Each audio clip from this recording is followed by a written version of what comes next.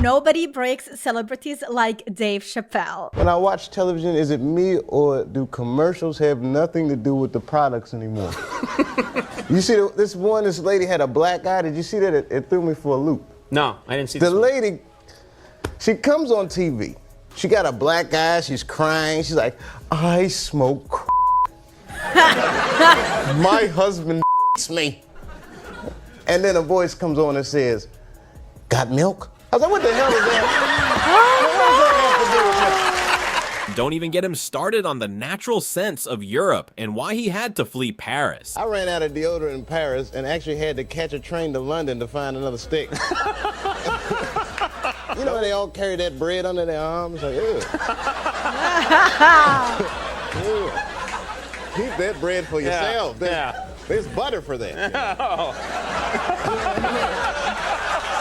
When Jon Stewart won the Mark Twain Prize, Dave showed up to give him the most brutal tribute in history. I'm not here because I love Jon Stewart. I'm here because he loves me. Because there's never been a time that I called on him and asked him for his help that he wasn't the first responder. When it was half-baked and I was doing my first movie and I needed a celebrity lift, Jon was the first one to say, I'll do it. I don't even know if you smoke weed. You seem like a coke guy. When Kevin Hart got his award, Dave showed up just to remind him who the real boss was. Kevin is one of the greatest comedians that I've ever seen.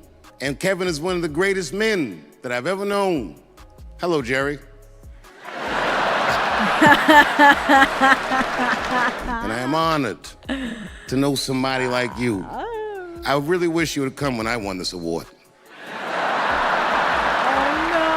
No, niggas was busy. Niggas was busy. And one day, my son came home and was looking at me like I was crazy. And I said, what does that look in your face? And he said, Kevin Hart just said in an interview that you were one of the greatest comedians that ever lived. And I was like, yeah. But in my mind, I was like, he did?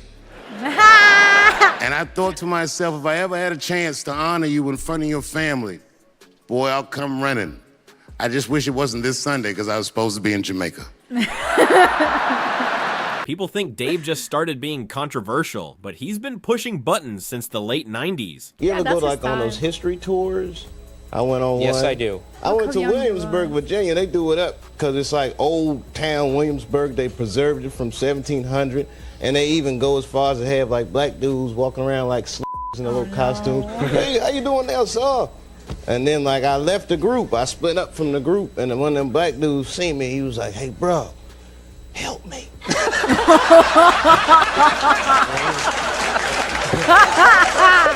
Then came the moment that shocked the entire industry. Dave walked away from $50 million and vanished to Africa. When he finally sat down with Oprah, he addressed the rumors that he had completely lost his mind. I was doing sketches that were funny, but socially irresponsible. So did you go to a psychiatric hospital? In South Africa? Yeah. What does that mean? Oh, yeah, that's right. I was so... I'm only asking because I need to ask. I gotta get people thinking, all right, who goes from America to Africa for medical attention? His first stop back on Late Night was with Conan, where he addressed those mental institution rumors with total absurdity. People were saying, where's Dave? Where's Dave Chappelle? Where's he going? And then it turns out you took a trip to Africa. Is that true? Yeah, it's true. Yeah. I tell you, you hear a lot of black people say this, like when you go to Africa, especially your first time, you have this overwhelming feeling like you're home, which is true. I had that feeling like, man, this feels like home. I think I felt that way because there's a McDonald's in the airport. And next thing I know, I start hearing all the stories like comedian Dave Chappelle's in a mental institution in South Africa. And I was like, man, I must be losing my mind. Yeah. Because I thought this was the beach. You can't mention Dave without his legendary characters. From Rick James to Tyrone Bigham, he owned the culture. Even Prince had to admit that Dave's portrayal was so iconic, he actually used it for his own art. I ran out of deodorant in Paris and actually had to catch a train to London to find another stick.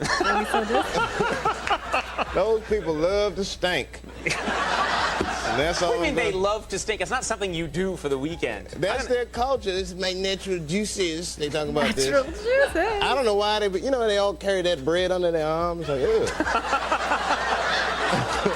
Ew. Keep that bread for yourself. There's butter for that. You know? A lot of her friends are like corporate. So they always get on. They're like, how could you just raise kids? I mean, you're a college-educated woman. But they don't understand how powerful she is in the household. I have the money. She has the... You understand? Yes, I understand. So we go to the strip club, and I'm smoking a cigarette in there. Yeah, I figure I'm famous. Maybe I'll get away with it. So the stripper comes up. Stripper.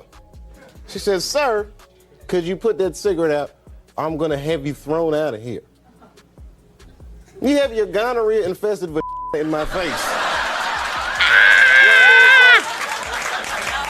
You started it.